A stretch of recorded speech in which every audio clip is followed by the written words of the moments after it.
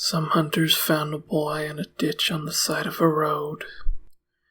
All signs seemed to indicate that he had died from alcohol poisoning. The boy had clearly suffered more than the alcohol, as his eyes were sunken in purple, as his nose was crushed and bent. The blue coloring of his vomit-stained face was the most apparent aspect of the ghoulish visage. I had known the kid, Perry Till, for much of his life, because I was a friend of Joseph, his father. Hell, I was even invited to Perry's 17th birthday less than a year back. If I couldn't attend, the boy called me Uncle, and I tried to do the best I could for him, but I never knew how much he really needed in his last few days alive.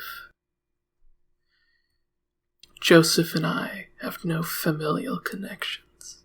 We certainly weren't raised together, but we both found ourselves at the end of a line in a dead-end town, as he chose to befriend me when no one else would. Single father running a failed video store. Met him after sleeping in his parking lot back when I lived out of my car. He set me up with a job at his store and some money to sleep at a motel, and I just managed to stick to him like a leech.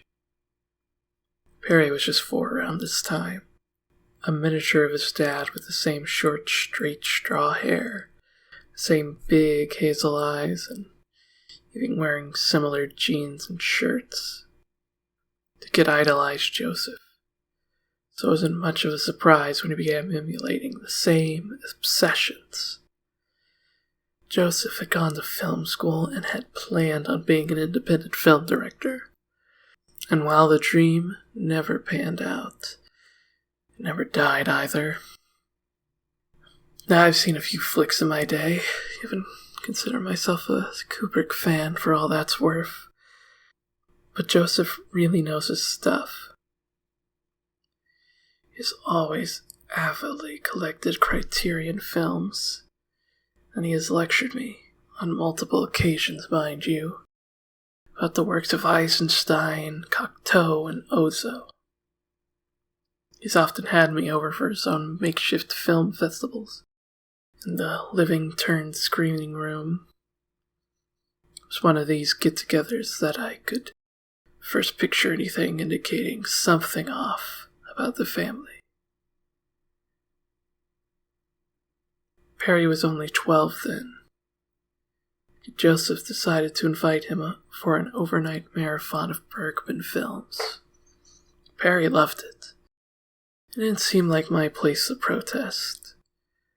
However, I remember vividly how my skin crawled as the woman on screen instantly described a sexual encounter with 2 prepubescent boys, while neither Perry nor his father was moved from their mesmerized state. Over the years, I was invited many times to act either as staff or in the traditional sense for Joseph's many film projects. Of the dozens of projects he tried, I doubt he finished one, though. If he did, I never saw it complete. Joseph had an odd style at the directing and somewhat bizarre taste. Seemed a different person when his creative juices began to flow. He would stretch his non-existent budgets to the limit and create beautiful and surreal matte paintings and miniatures. However, he would also become distant and erratic with his actors, yelling at them if they forced another take on the limited film stock. No one else in town ever came back to him after working with him once. No one but me. I must admit to myself that it was more than just loyalty to a friend, that I have been hopelessly infatuated with this man for years now. I truly believe that he is a genius weighed down by his own shortcomings, that he's a caring father and friend when he's not caught up in his own mind. Perry started making his own films, Joseph was practically bursting with pride.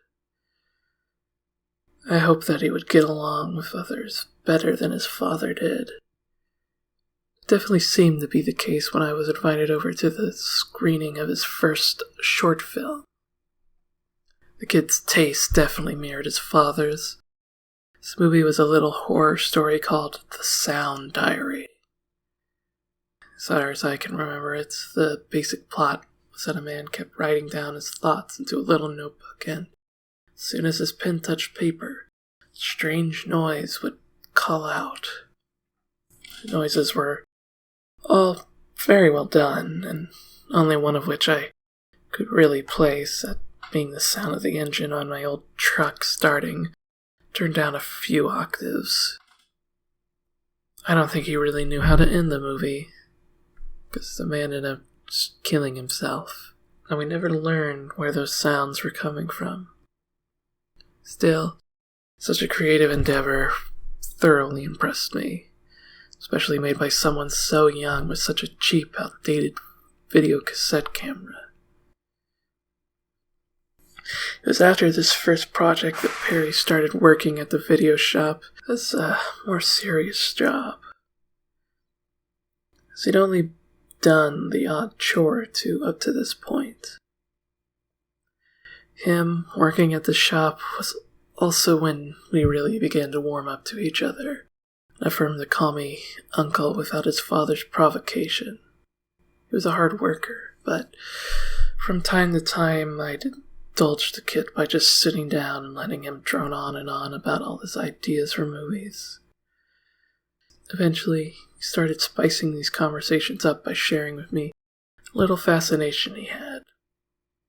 It was a semi-common experience, but sometimes customers would accidentally and maybe intentionally leave the wrong disc in a case. Perry had made it a habit to look through cases for misplaced films, only finding a few interesting things in most instances. It was a little hypnotic to hear him describe in excruciating detail the weddings of people he'd never met and now kept on a shelf at home. He never bothered to look for the original owners, and they never tried to retrieve any of the tapes, to my knowledge. It took a year of this before he found the skinny tape, as we'd come to call it. But for all intents and purposes, the thing must have been there all along. He had been browsing through the dusty VHS section when he discovered an out-of-place tape in the box for the Seventh Seal. It looked about right in appearance, yet had skinny written on the side in neat block letters obviously drawn on with Sharpie. At least 2 weeks passed before Perry decided to show the movie to me, and at the time he admitted to watching it a dozen times before. Up until then, Perry was emitting a quiet exuberance, paying little attention to his work and jotting something down in a moleskin notebook every few minutes. I asked him what was up. He told me that he had found an amazing film that I just had to see. When we finally snuck off into the back room, where we kept the VCR, I wondered aloud why he didn't show this to his father. He ignored me. He put the tape into the machine and silently stood next to me as the static dispersed. The actual footage only lasts for about 30 minutes before dissolving into static, but I could feel that time stretch. All of it as a single shot. High angle of a bricked-off wooden doorway in somebody's basement. 2 wine barrels on each side of the frame. The scene is dark, the only source of light being a flickering lantern, which is just out of frame, but you can see the shadow of the lantern on the ground next to a vague human figure. Very little visual action takes place, except for a mouse that scurried around one barrel at about halfway through. What seemed to entice Perry, however, were the sounds that infested that dark dungeon.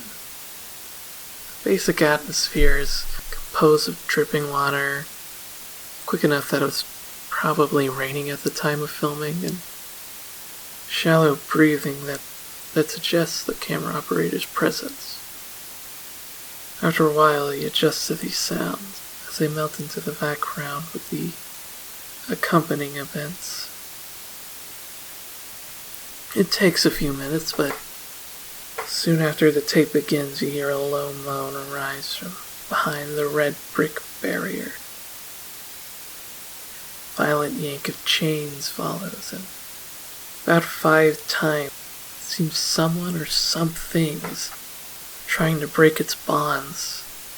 The thing behind the wall eventually resigns, and you hear a grunt followed by the jingle of tiny tin bells.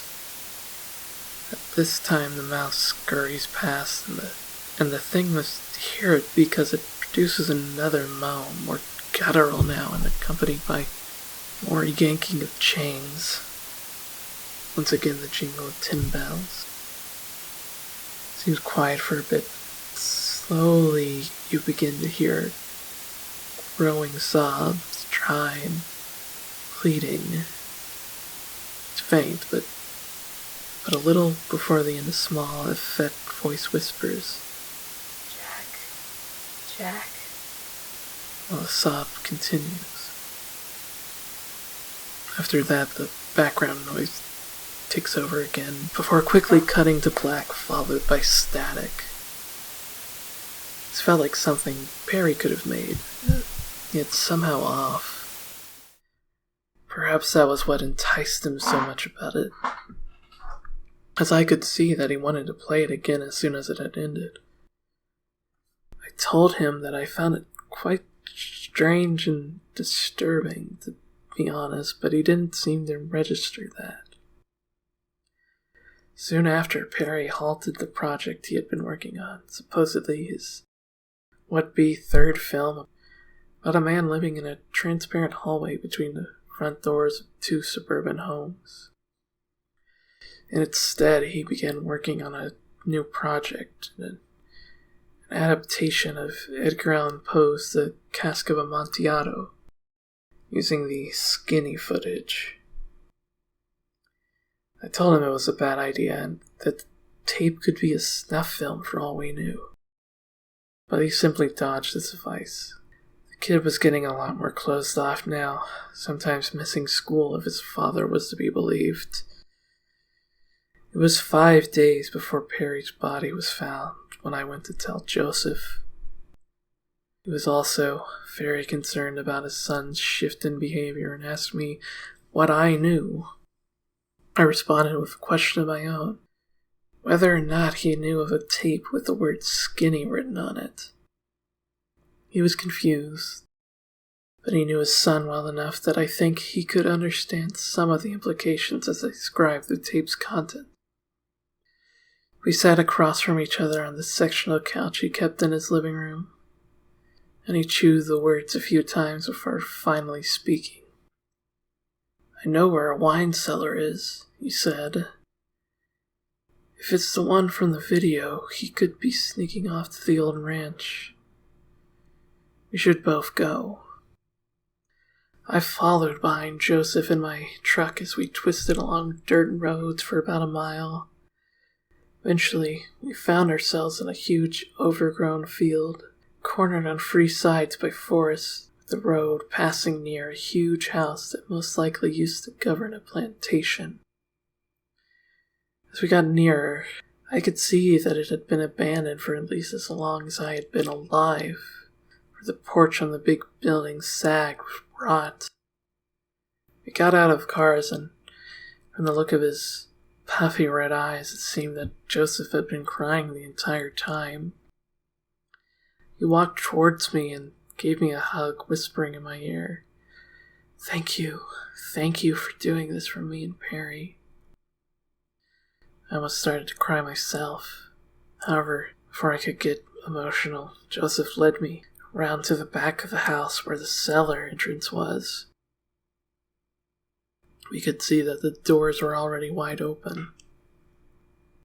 Once Joseph found the gaping one indoors, he quickly sprinted into the dark stairs. Took all I could to keep up with Joseph, because he ran like a bat out of hell. It smelled like decay in the cellar, more than it smelled like wine. I imagine many of the barrels were filled with vinegar at that point. Joseph led me through the huge tomb, not making a single wrong turn, until we got to our apparent destination. I saw the same exact location from that video, only the wall was no longer there.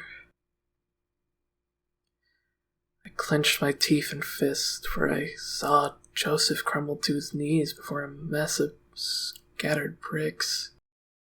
Just a few of them piled off to the side. A small room, the one previously walled off, were 4 rusted chain manacles, all of them broken. On the floor was what once may have been something like a jester's hat, with 3 tiny bells attached to the ends, 3 different floppy points of the hat, and half-missing, maggot-infested rat corpse lying beside it. Neither of us saw Perry alive after that day. Now would be the best time to reveal why I'm writing this at all. I'm not his actual uncle, so I don't have any right to disclose Perry's life and fate to strangers. However, I need to do whatever I can to help my friend in any way I can. Truth is, I don't have the slightest clue what happened. I'm too close to it all to wrap my head around it. I don't have time to figure it out, though. As a certain event occurred soon after Perry's body was discovered. Joseph invited me over to his house once more. I found him quietly waiting in the living room, the skinny tape sitting on the table before him. Looked more beat up than when I first saw it, overused and apparently found hidden under Perry's bed while cleaning out the room. Joseph said that he was sorry he hadn't told me earlier, that he had realized as soon as I had described the tape. He was the one who had made it. I didn't know what to ask him then. I still don't. We just stared at each other for minutes. He looked like he was twice my age, and he had great big bags beneath his eyes. I don't think he has slept once since the day he learned of his son's death.